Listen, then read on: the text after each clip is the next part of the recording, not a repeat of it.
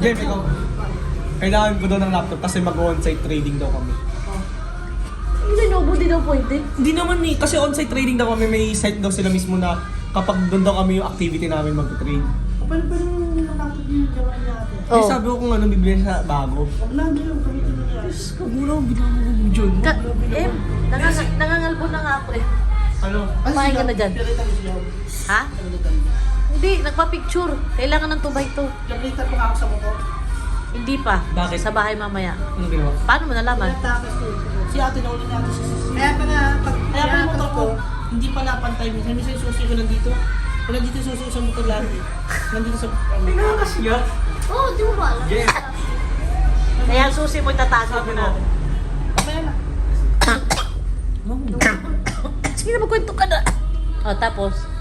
Bibidyoan mo ka mo. Bibili tayong laptop, o, tapos?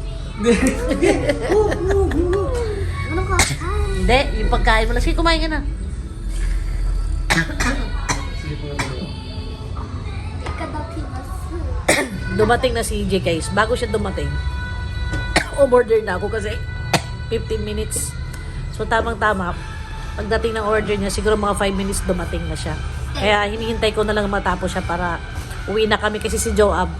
Susundin ko pa sa Alimon. Okay Nagpa-picture. na ba? Okay na yun ha? Diyan lang. Huwag mo na pag... Kahit hindi na lang mag-usap tayo, huwag mo na bigyan. O sige. Ngayon na, para magkakabi dyan. Ayan, ikutin ko na. Sige. O, sige. Okay na, okay.